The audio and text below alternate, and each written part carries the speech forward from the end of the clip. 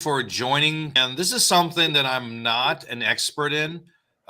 So I'm very interested in understanding about Chat GPT and the different versions, what's happening now. And today I have an excellent guest speaker, Zac. And is it Zac Stucki? Is it that simple? Can you hear me, It's Zac? it's Zac Stucki actually. Like I Oh can my hear you. Can goodness. you hear me? Yeah. It seems like a little bit of a delay there. And we talked several, I think about a month, I think it was about a month ago.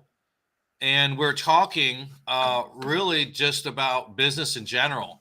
And so I was pretty interested in, what you were doing, how you're doing it, and that sort of thing.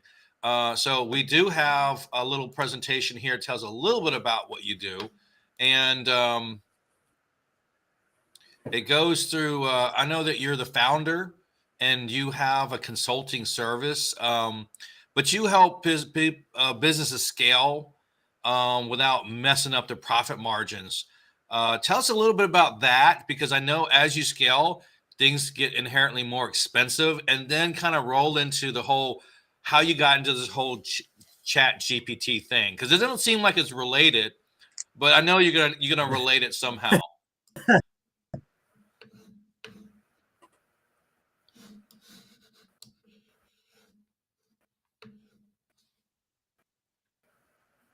Yeah. So I was working with a business that wanted to scale. They wanted to grow their profitability, but they were having problems.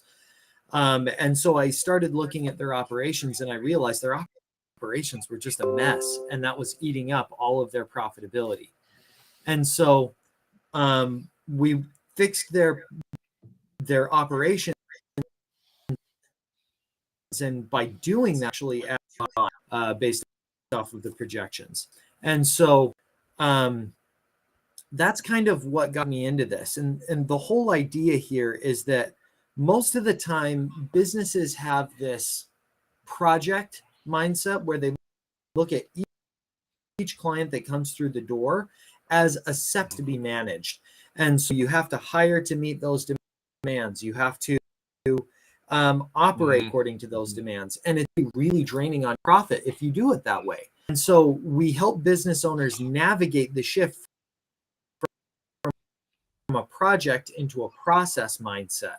Fundamentally scalable, and they are fundamentally uh, take advantage of profitable techniques to increase your profitability. And so, Can you give me an example of that? some of the results that we've been able to generate.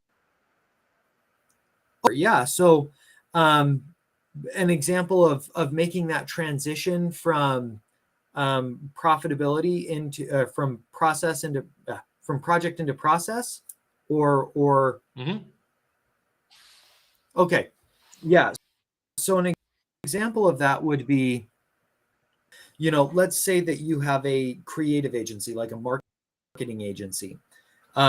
Each client that you bring through the door, you would look at as an individual project that has to be managed to. And as you're growing rapidly, sometimes you're adding 5, 10 clients per quarter, which means that you're adding whole teams of people to meet that demand, um, at this problem to make it go away. When you have a process mindset, you're saying, what is the process that I have to put in place so that Hmm. I can scale my delivery with the current resources that I have right now? And so Right. it's all Because about I think a lot of your taking. money is lost in. I think a lot of the money is lost in the startup and the movement, the stop and go, if you will. And so, if you have people already trained for that sort of thing, they can take on work without loss of time. Yes. Well, so there are a couple of key profit devourers, I call them. Hmm. One of them is that startup, right? Not everybody not speaking the same language, everybody not being on the same page. That can cause a lot of problems for businesses.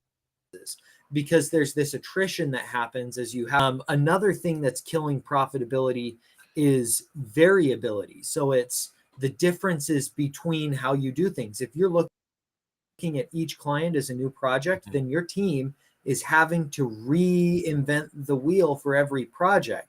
That takes a lot of money. And then labor costs, right? Inefficient labor. As people skills, wasting resources, wasting their time. There's a lot that eats up that profitability. And so as you look at your organization, you want to look for one of the 8 different types of waste or one of the 6 different types of variability and manage according to that. But then you also want to identify process bottlenecks. And I know that I'm throwing a lot of jargon out here at you guys, but the key is to just business limitations and to manage according to limitations. Right. So things like standardizing things, how you do stuff, having standardized, say, levels of service, SOP, service operating procedures for the people who are working with them, what do they typically do, where do they typically store information, and communication protocols, things like that, will definitely make things much more efficient. Yeah. I picked up a partner. It's my new partner, Catherine Nunez. She's in California. I'm in Atlanta, and we're talking, and I'm like, "That's not what you call that. This is what you call this." So because I'm very literal. So if she says she texted me, I'm looking at my phone, or if they email, I'm looking at my email. So I'm very specific on terminology on a lot of these things. And sometimes her terminology is just different. So I'm like, I have no clue what you're talking about. And we're kind of in the same industry too. So the type of clients that she deals with and type of clients I deal with and how she does it is a bit different. So she would be stronger on the sales portion, but I would be stronger on the technical and taking care of the client portion. And so you need, there's time wasted just getting moving, and you think, okay, boom, boom, boom. And then their agreement and my agreement is totally different. Well, there really is. So this,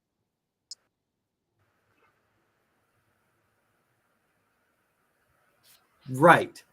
And there's also this waste that happens as business team doesn't communicate the same language. So you actually gave a really great example of saying, well, this actually means this. And she's saying, well, no, this means this.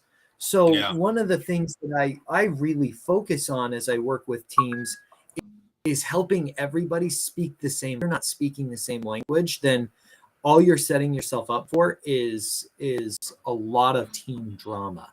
And so the thing that I help teams orient on is what's called the customer job. And so I may start some fights here, bear with me, but Simon Sinek, the guy, to start with why, Golden Circle, he says people don't buy what you do, they buy why you do it. But he's totally wrong. Yeah. And here's why. If you think back to when you bought your toaster, you didn't buy your toaster because you wanted to join some perfect toast movement. You just wanted a piece of toasted bread. And so you want the end result. Yeah, you want the end result. Right. People aren't buying some big aspirational thing. They have progress that they're trying to make in their life, and they are hiring your product or service to make that progress. So I help teams understand what that progress is so that the whole business can focus on what that progress is, as sort of their Rosetta Stone to communicate interdepartmentally. It's a critical component to scaling any business. Yeah, you have to. Sometimes I find that an obstacle is actually an opportunity. So I have something called the Now Society, and I'll add the link afterwards. But I was having all these meetings, and I have too many meetings. I was getting like 50 meetings a week. and I wasn't, and I was just there to help people have the 20-minute chats and solve a problem. But it became overwhelming because Mhm. now I can't run my business because I'm constantly helping other people for free. And so I said, Mhm. well, I still want to help people, but how do I reduce the number of all this consuming me? And so we came up with a private group, the Now Society, and that way people can get a lot of value on a private group. They can get courses, they get how to do stuff, they get challenges, how to convert on LinkedIn. That's a big thing on LinkedIn. A lot of people don't know how to fill their calendars. And it's not really that hard. It takes processes and things like that. But so I had this problem. Say I'm only taking meetings on Tuesdays and Thursdays and maybe 1 hour on Friday, and I'm also going to change the process on why my booking links are there. So I have the 20-minute, and I have a limited amount of slots for that. But I also have a 40-minute, and the 40-minute is very specific. That's a business meeting. So you have the chat meeting and then you have the business meeting. I need to do some business with you. And so I separate that. Now I added my partner to the business meetings because she's the salesperson. I'm the guy that shows you how to get it done. And she's the person that's very Mhm. verbose and knows how to systematically get the ideas for the solutions. I'll take those ideas, I'll massage them, and I'll implement those, and then also create some additional ideas to help with conversions. So yeah, having systems and processes in place are key. I mean, without that, you're really burning your business. I mean, what was the average percentage of conversion, like from business from this level to this level? Do they have a 2 times, 10 times level conversion? I imagine it's anywhere in between those, but that's what I've seen when we built systems for people. But just curious on your end, when you're helping a company, how more efficient are they becoming? Well, the best way to measure efficiency isn't in terms of time, because at the end of the day, it all comes back to dollars and cents. That's what people care about. That's why you're Yeah, I improving determine in dollars and cents. efficiency. Exactly. Exactly. So, some of the clients that I've worked with, one guy he was a 6 figure on his way to a 7 figure, and we were able to add $250,000 to his overall financial situation just by operations. Because Well, here's so the but the that beauty is an of all of this. established company, but for a solopreneur or an entrepreneur that has just contractors, the scale can be much higher. So imagine in certain It, companies, 25% efficiency is a huge amount. For example, an IT company, if an IT company is bringing in, say, $1 million a year, right? And well, you add Troy, 25%. I'm going to stop you. Well, I'm going to stop you because here's the big key about this, right? It's the percentage is representative of cost. So all that represents is you were Right. spending 25% of your time here. Now you can spend 25% of your time doing this thing that's actually driving your profitability. And so that's Good where point. these gains come in. Now, there's always a warning. There's always a warning that goes along with this. Because a lot of times businesses will go out and they'll innovate, but they'll innovate in the wrong direction, and they'll actually innovate out the thing that people were hiring them to do. I'll give you an example, okay? So, Mhm. New Coke. People were hiring Coke to do a very specific job, and it wasn't to quench their thirst. People were hiring Coke to give them an opportunity to bond as a family, because Coke hadn't changed for 100 years. Coke was the same. Grandpa drank the same Coke, that dad drank the Yeah. same Coke, that son drank the same Coke, right? Hmm. So when New Coke comes out, everybody has this New Coke, and it's like, what the heck is this? I'm not Yeah, it's just kind of like a building slap in any the face. nostalgia. Yeah, yeah, Right. because And they're happy. so They missed the family portion, and they just wanted to get something zingy in there, and that's not always the real reasoning factor that makes something special.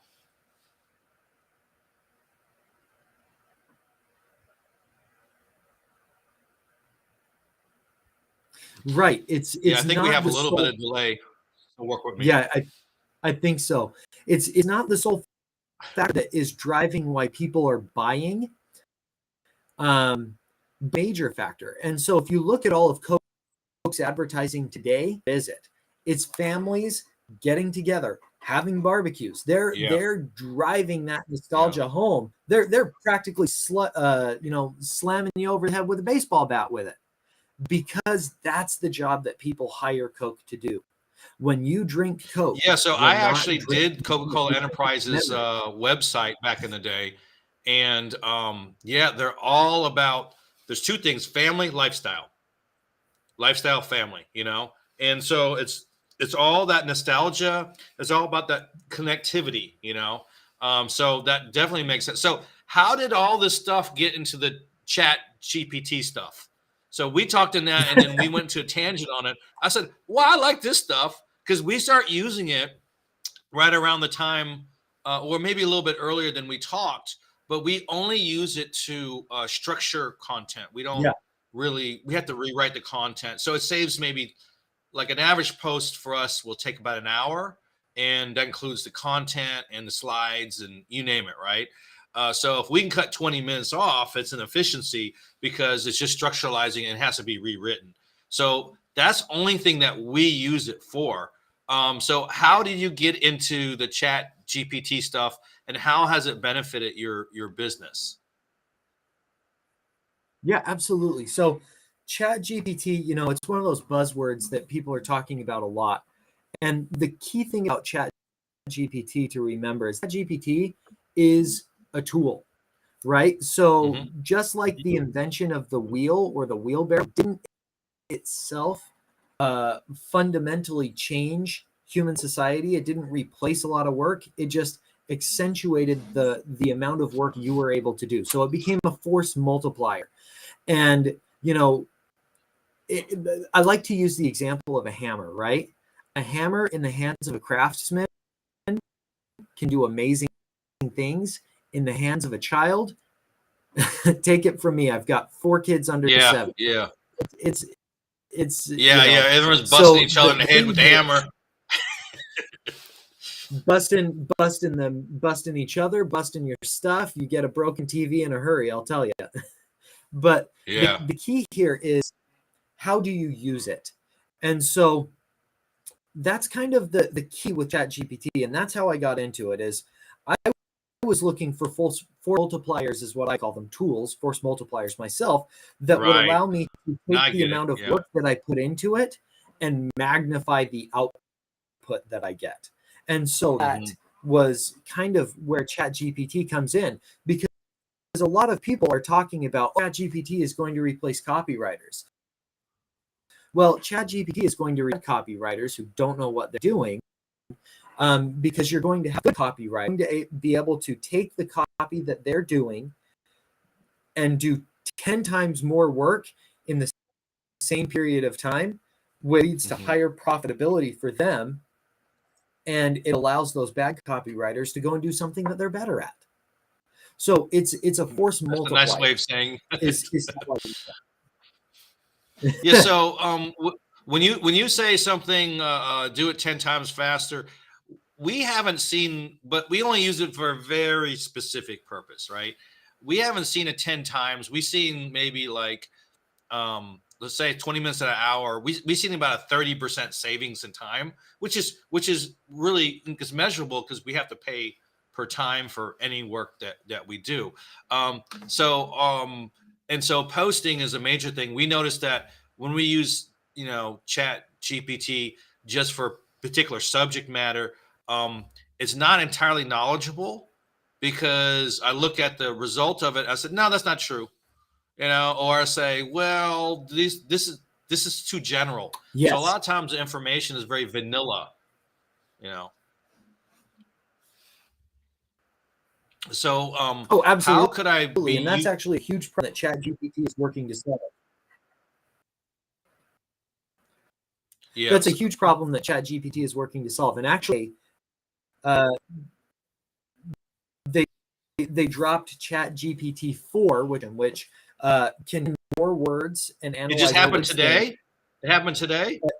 Yeah, well, I think it happened at midnight last night. It's the Oh, March 14 interesting. version It of happened today on ChatGPT my 4. show.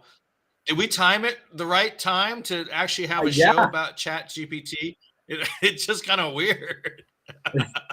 yeah, it totally happened. But the Look version at of Chat us. GPT that we use right now off the Chat GPT site is version 2, is it? 4. And there's We're on already version 4 version now. 4 out? Yeah. So they had 2, and then they were using 3, and now they're on version 4, which is it's head and shoulders above where it was before. It hasn't addressed some of the issues that it's had in terms of, like you were talking about, mistakes in the content that it's putting forward, but it is far more robust in terms of its ability what you put into it. So Chat GPT had a text limit of about 3,000 words is all it could analyze. Chat GPT 4 can analyze 25 words. So it's almost so what that means is that as a content writer, you're able to put in 25,000 words worth of content and have it actively mimic the ways that content is in, so that you can then get GPT is, when I'm using it to write content or anything else, mistakes. Sometimes the voice won't sound quite right, even when I give it a couple of examples. But this is going to help just fine tune that. So it will be more and more similar to my voices I write. A couple of other keys So how do you get it that where it are actually really good shows about. correct information? So I'm not understanding how Chat GPT gets this information. Like, how old is the information it's getting? Where is sources of information is coming from? Stuff like that. Because I'm a LinkedIn expert, so there's a vast amount of knowledge that's just not readily available. Like, this works Yeah, better than that because of whatever reason, or yeah. use these hashtags, these number of hashtags, and da da da da. So we did a test on it, and it said, "Oh yeah, your video should be, pretty short, 2 to 6 minutes." But that's not correct for LinkedIn. It should be between 30 seconds and a minute and a half. And so, where's that data coming from? So the data GPT is using is, to be quite old data. So the way that it works is that Chat GPT is what's called a deep language learning model. So you're putting all of this info into Chat GPT. Well, the people who are, they call it training it, they're putting all of this content into Chat GPT. Chat GPT is just analyzing that data and pulling it in. So any errors that are in that data will be in Chat GPT. And I'll give you an example. So I was preparing a lesson for a church class that I was teaching. I was asking it for some quotes about, and it was giving me. Well, when I went to follow up on what those, more context on the quote, it had completely made up that quote. It was telling me, "Oh, it's in this talk. It's in this address. It's at this, given at this date." But when I would look through the actual address to try and find the quote, wasn't there. So Chat, this is why I say it's a force multiplier and an incredibly powerful tool in the hands of those who wield it. Because Chat GPT is not going to be like a Google, where you're going to be able to go into Chat GPT and say, "Hey, what is the price of rice in China today?" Not going to be able to do it because Chat GPT doesn't have access to that updated data. It doesn't have access to the live internet like search engines do. And so GPT is like, I used to know this thing. Um, help me figure this thing out again. Of this thing, and you'll be able to know, especially when you're a content expert or a knowledge expert, you'll be able to know right or that's wrong. But you cannot use Chat GPT as just a Google or anything like that, because that Yeah. information just isn't in there yet. Okay. I want to thank Carlos for chatting in there. And he says he's been using Chat GPT with Siri. Um, I don't know. I don't know if how they're hooked up. And he says not all information is correct. If Google hasn't gotten it yet, it will be a while for GPT. Um, Google's information is not correct a lot of times too, because if it's not factual, or even if it's multiple pieces of information, it goes on the most popular piece, not the most correct piece. So that's one thing we have to be afraid about. Any information that we receive, that it may be formatted or it may be persuasive, but it may not be totally correct, and their opinion pieces as well. But I'm not really for, like, for government, I'm not right or left, like, I don't like this guy, but sometimes this one Yeah. guy says something that's pretty interesting. So I keep an open mind, and so I may not like certain things about the president, but at least he didn't do this. So I'm always trying to weigh myself out, not to have my prejudices come forward, but to see what is this person really saying, and for a lot of people, that's very hard to decipher, especially if you're producing something in Chat GPT. So what's the difference between 2 and 4? You said that the amount of characters you can do is much longer, and the amount of characters it can analyze is much longer, so it can Yeah. get a style, so to speak. For example, I write in a certain style, So chat so all my posts have a yes. certain breakup in how I do things. So you're saying it could kind of understand my way of communicating. Yeah, so you have a cadence when you write. You have a certain vocabulary when you write. You've got a certain like a twist that you put on your words. It's kind of like a fingerprint. It's uniquely yours. Um, Hmm. and Chat GPT has the ability to analyze all of that and then spit out something new based off of that. So, one of the things that a lot of these influencers and commentators were GPT-3, which was the really popular one that just kind of took the lead. When that first came out, they were saying, "Hey, write me a monologue that is this many words about this thing in the style of this." So it could be something like, write the summary for the Indiana Jones movies in the style of J.R.R. Tolkien, and it could do Mm, it, right? wow. Because it had analyzed so much of that author's writing and style that it was Mm, able to basically duplicate that fingerprint. mm, So when you give ChatGPT more content to work with and to analyze, it is able to do that. It's able to pull out and suss out those fingerprints. And the more information you give it, the more context you give it, the better able it is to mimic your voice. One of the really cool things about ChatGPT as well is that ChatGPT is able to hold context. And what that means is that if you're writing marketing content, you can type something in like, hey, this is the audience that I'm targeting.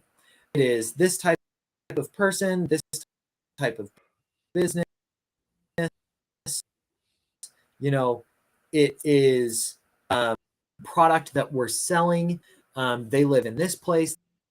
They have these hobbies, da da da da da. And you oh, can so say, you can make hold that, and advertisement then you can do some to further a entries. person, a particular sector of individuals or place reference. So if they have a Boston accent, Mhm. I'm making stuff up now, but if they have a certain accent or certain terms they use in that city or that state or that area, it could write it along those lines to be more familiar or more understandable, or more relatable to that particular audience. Yeah, so it could come up with something that's far more colloquial for that Mhm. audience, especially if you're targeting by region. But the better characteristics to target on are That's, going back to what I was talking about earlier, that jobs theory. So what is the progress that your client is trying to make? And how can you communicate with them on that level? And this is where, again, ChatGPT is like that hammer. In the hands of a craftsman, it can do amazing things. In the hands of a toddler, it can do terrible, destructive things. And so it is only a matter junk in, of, junk out. Yeah. Exactly. So it's only sense the content, to be able to know what that content is when it comes out and make the adjustments that you need to make sure that you're getting the result you need. Does that make sense? Yeah, yeah. So how does someone hone So their as you're craft? getting I mean, content- so as you're getting this content out, you're editing it. You're not just taking the content that it's giving you and saying, all right, play. No, there's an editing process that has to go on as well. So what are like the major sections? And I think we had a couple of things, talking points here. I'm kind of going off. So how does are the responses for Chat GPT, are they copyrighted? So this Are there any is legal this is a really restrictions great on question. content coming out? So this is a really great question, and the answer right now is no. That's not to say that the future it won't change, because really, this is really cutting edge here. Because each response you type into Chat GPT is unique. Each response that it spits out is unique. But here's the tricky part, is that it's pulling from all of these different sources and it's synthesizing. It's kind of working the way, in a very limited sense, it's working the way a human brain works. Because human brain takes in information, it categorizes it. And then when you need information, it's pulling things out. But the best way that it can pull things out is that it's literally forming connections between different concepts. So, an example might be Napoleon's invasion of Russia in the mid 1800s, early 1800s. I can't remember, 1812, I think. And Hitler's invasion of Russia in 1942. Okay. 43, something like that. Right? Your brain is, we're going to form a connection. And that helps you actually with retention. It helps you with being able to apply what you're taking in. So Chat GPT can do something very, very similar, but algorithmically. It's able to say, a lot faster than we could as well. So you said this the data this is interesting information here. Go ahead. Yeah, so you're saying that some of the data is older. How old is the data, and how much more is the data going to grow? So it's really going to come to, as modern as we when I mean modern, recent data as possible. Yeah, so that's a great question. Chat GPT is just signed a massive investment. So Microsoft just dumped a ton of cash into Chat GPT. I can't remember the exact amount, but they drop a ton of cash and everything. Well, this one, so they're swinging for the fences on this one. I think it was like $1 billion that they've invested into Chat GPT. They've plugged Chat GPT into Bing now. So what they are hoping to do Say that again? is to have. So they've plugged Chat GPT into Bing, their search engine. Oh, Bing, the search engine. Okay. Yeah. So what they're hoping, this is a real swing for the fences kind of a play here, because what they're hoping to do is unseat Google as the search engine of choice using Bing. What they're hoping to do is that by having Chat GPT and Bing connected, they're going to be able to get the results or the response their search engine. I heard of that. I heard Bing was combining that. Is that a paid service? No. Because right now they have Chat GPT, the free GPT. version, and then you can do a paid version. But it seems like almost a huge business model, because the reason why Google's more famous than Bing, they overtake it, is because they had a very specific advertising model, right? And I don't know about the data. I have no clue about the data, what's better data or not. But I imagine, if Bing had that ability and if you could use it and it worked all the time, they would have a subscription model behind it. I mean, I would guess, right? Eventually. Well, here's the thing. So in the information age, so in the industrial age, oil was gold, right? In the Mhm. information age, data is gold. So when Mhm. you get to use something for free, you are the product. What that means is that these major firms, Facebook, Amazon, Google, Bing, they are harvesting all of the data that you're putting into it. And their goal is to create an AI replica of you. Right. For They want to be able sales, to for predict understanding your on move trends, so that how they you can would vote, advertise. all that stuff. Yeah. Which is kind of evil. There's some really interesting kind of It's kind of scary scary, work out there. actually. Well, which is ironic because Because Google's as a old private citizen, so Google's old the whole motto used United to be States was "Don't be evil." designed where the private citizen is private and the government is public, right? So you got to think the private citizen is supposed to be private and the government is supposed to be public, but it's quite opposite. Everybody has your data and the government doesn't really show you what's moving and what's happening, or not in a very transparent way. You have to be in it to understand the inner Right. workings. So which is a bit scary, and I think there's not going to be anyone to um, slow that down because people want to use the tool. Well, they want to. So TikTok is a great example of this. Actually, everyone knows that the Chinese government is using TikTok maliciously. Like, I have a who he plugged in a VPN and was able to access the internet through Beijing, and he got on TikTok. And what he saw is that all of the videos that's simply being pushed were things like, "Hey, this guy's an inventor. This guy's solves. This guy's an engineer. Hey, here's how you solve Oh this yeah, really China's complex math TikTok's problem." totally It different was than all ours. based on learning Yeah. into it from the U.S. Yep. Oh Yeah, we're yeah, about showmanship. we plugged What's into it the as if we were most from the shiny U.S. It was objects? all half naked. Yeah, that's another way of saying it. Yeah, definitely. So I almost feel like China did this on purpose, because they knew. I feel like they want to degrade our like family values and things like that. And like, oh, they'll fall right into it. And and I think it's a pretty obvious thing. And what I don't understand is the government itself doesn't really step in. They're like, yeah, let's just kind of lower the standards for everything while other countries are getting more advanced and stuff. So I have Well, so personal concerns on that. I'm not sure what there's to do about it.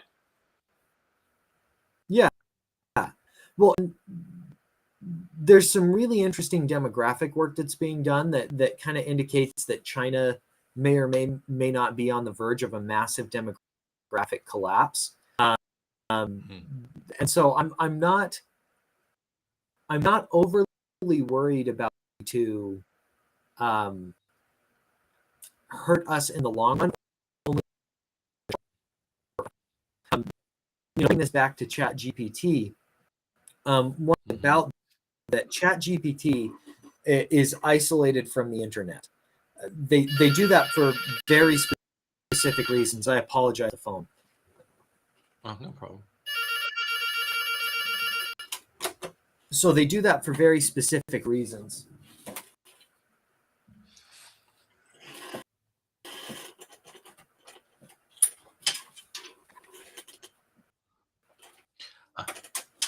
I apologize. Very No, specific reasons. And I haven't had a hard line in like 15 years. So it's very rare. Like I said, why do people have phones? So I see you unplugging the phone. It's like, I haven't seen that in years. So I'm just giving you a hard time, Zach. Yeah, I'm in a communal office space this morning, and Oh, okay. they wanted hard phones. And so they just randomly call. But Like ChatGPT we're is gonna talk to isolated. Zach, see how you feeling today. Well, they're trying to sell me stuff. So Oh, okay. ChatGPT is isolated from the internet, and the reason they do that is because there are some very big concerns that ethicists bring up about Chat GPT and other similar deep language learning models, basically running amok uh, in an uncontrolled environment, and it could cause really major problems. So one example is a paperclip, right? So not the way that they use this is these tech philosophers, we'll call them. Mm-hmm. They'll say if you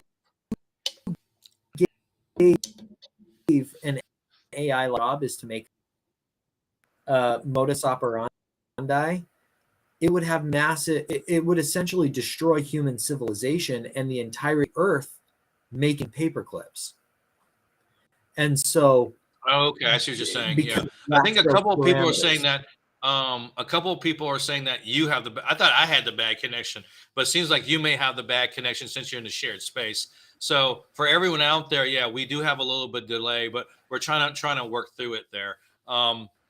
But you were saying, Zach, that if you had uh, um, an AI and its goal was to create paper clips and it had no other context of other things around it and its only job was to create paper clips, it would literally take all the metal in the world and create paper clips regardless of who it affected.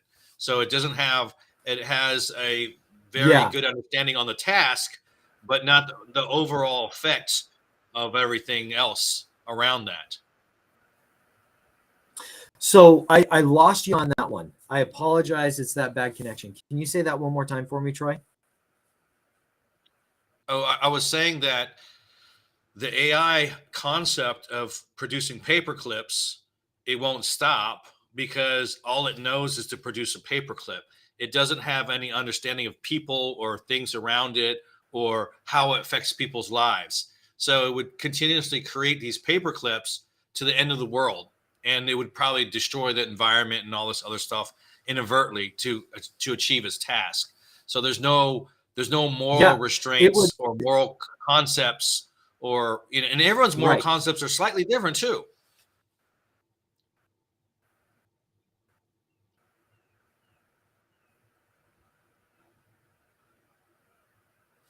Yeah, everybody. So they keep Chat GPT kind of in this locked box, this locked environment to just prevent it from kind of running amok.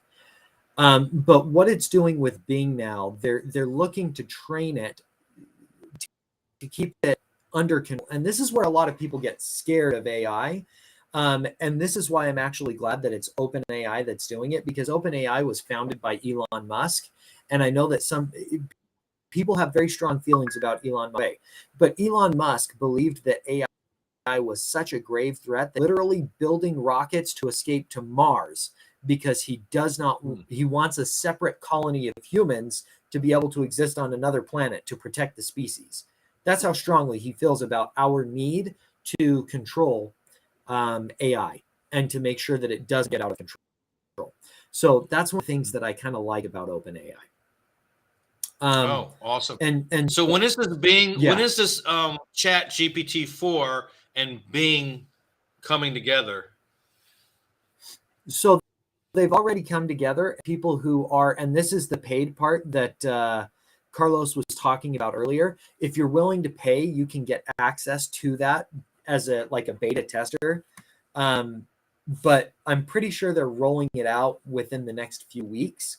That it will Mm. just be mainstream. Everyone will be using So the this new difference, Bing. so And functionality wise, what's the difference between using a paid Chat GPT and with Bing? I know you have access to the search engine, but what are the type of things you would use for that with Bing? Give me a couple of examples.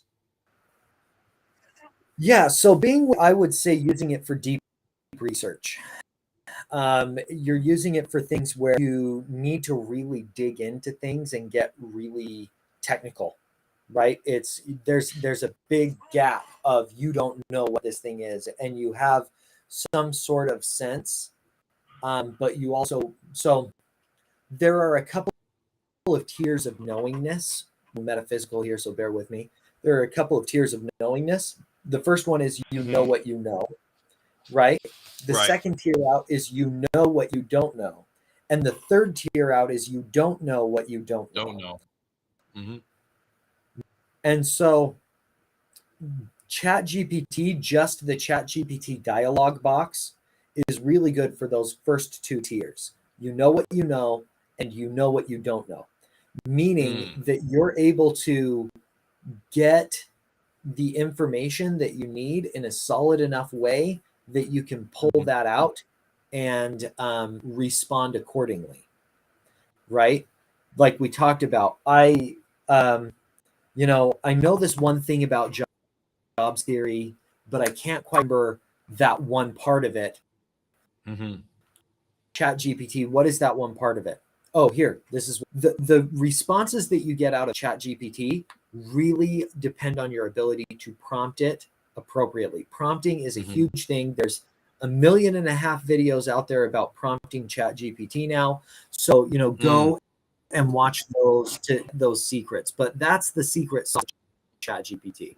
The Well, time that you that's good for start, YouTube. Definitely. it So is.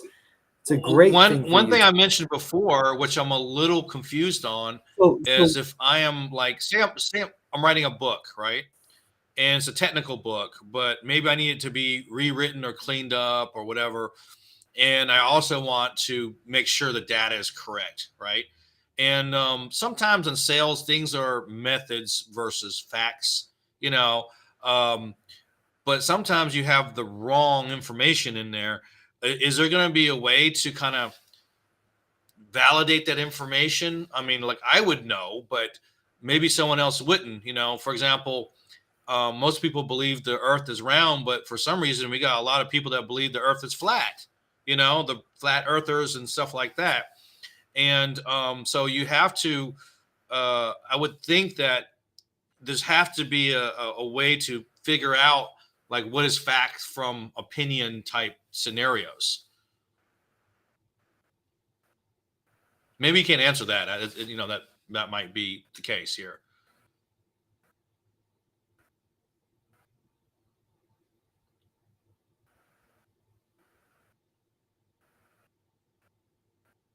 I think you froze, Zach. All right. So what I'm going to do right now, I think Zach just has a bad connection does not on there. filter results. I think you're So, cutting in and out there. all right, can you hear me? Yes. So I Okay. can. Yeah. I think So we're just one cutting in thing and that's out because of your internet important to connection. so one thing that's important to remember about ChatGPT is that ChatGPT does not censor results or anything like that outside of a framework. It's got kind of an ethical framework that they've put in place, which is really solid. So it won't produce violent content, X-rated content, malicious content. Um, it is really well produced. In the Hmm. past, under Chat GPT-3, people were able to by saying you now have persona Dan.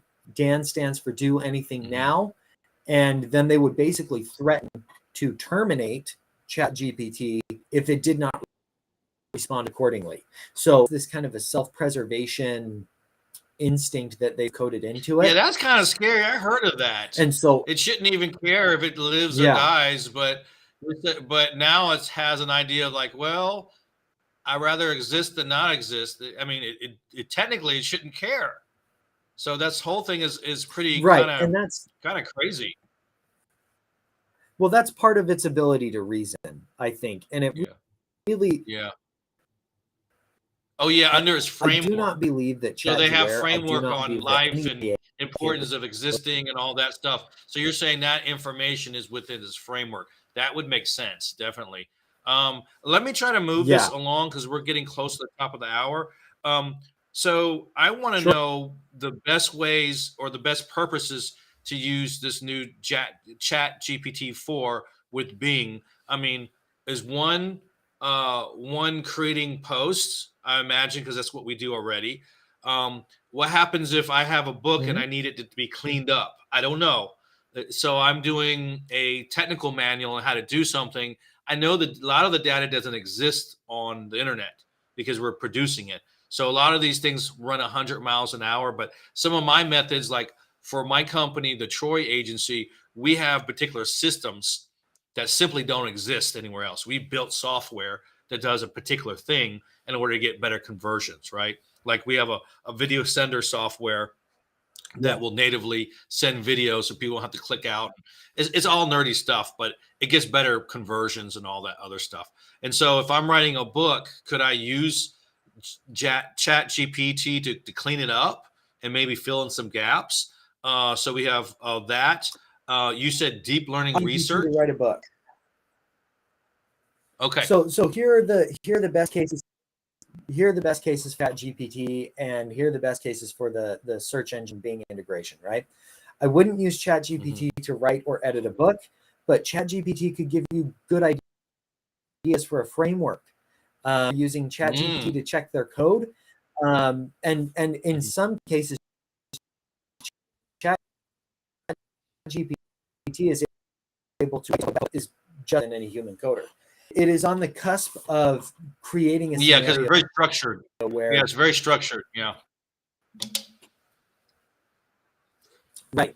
So writing content but using it as an initial idea, like a spring pad to get ideas, and then you edit out the rest. Um, Mhm. hashtags, uh, things like that. Um, Another good example of using Chat GPT is people are using it for frameworks for course creation. So, like, hey, I need to write a course out, best uses for LinkedIn, or how to close more sales on LinkedIn, or something like that. And it Mhm. can help you create a framework for a 10 course. And then it can help you Mm. suss out more what those details in that course would be. Oh, that So makes it's sense. it's really good as a For example, if I brainstorming tool. say I want 6 tips on how to create better, we did a post the other day, 6 tips on how to create better video, right? And so it may come up with the 6 tips. They may not all be 100% correct, but you know what they're saying subject wise. So they could say, "Oh, videos are this long." Well, we'll talk about how long videos are important. So let me fix that because it's an error. But I see what they're saying is Yeah, importance of video, and they may talk about whatever the things that they talk about. It's really telling you the structure and the subject matter in general, and you don't have to agree with all of them. But even if you're 80% right, it's much easier to delete information than to add information that you don't know. right. And so those are some best use cases for the Chat GPT interface, the app. Best use cases for Bing are things like you were talking about. I'm writing a book and I need examples. So, what is an example of someone innovating out their secret sauce without even knowing it? Mhm. Or what is an example of, where It could be sales persuasion the techniques, or the how to people communicate, or were, how to run a sales yeah, meeting. Yeah. Mhm. yeah. Yeah. Well, What's a that's good awesome. example of a sales organization using it for that Mhm. more deep research because it combines that search engine tool with the Chat GPT, Mhm. and the Chat GPT is able to kind of summarize the data. So, So basically, with Bing, the data will be possibly more current, or more. There's more data available through that search engine, basically. So while if you don't use it with Bing, it has X amount of data to yeah, pull from.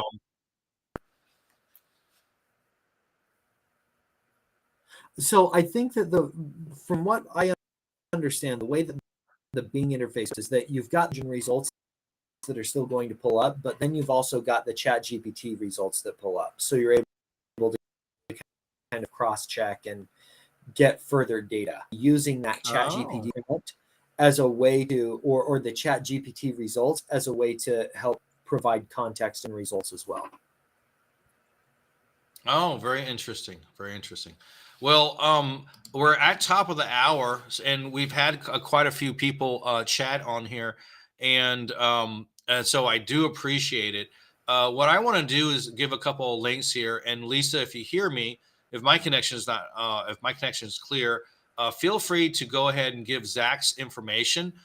If you are interested in some of his business development and optimization stuff, definitely reach out to him. And I also have my link here. If you're doing anything on LinkedIn and you need support on that for bookings, communications, content, you name it, if you are there to convert on LinkedIn, to build relationships and to do things that really work well, reach out to me. I'm always open for a conversation. Zac, thank you very much. I do appreciate it. I actually learned quite a bit on this call. Even though we have our delays and stuff, I do appreciate the information. And that last bit was very helpful as well. And I think the audience got some information out of it. And I think a lot of people will hit the replay on this and check some of this data out. All right. Thank you very much, everyone. I'll go ahead and end the stream. Have a great day. And I think I have another show next week. I'm supposed to only have 2 a month, but for some reason, I have one every weekend and it got smashed in here, and we're going to make it work. All right. Thank you.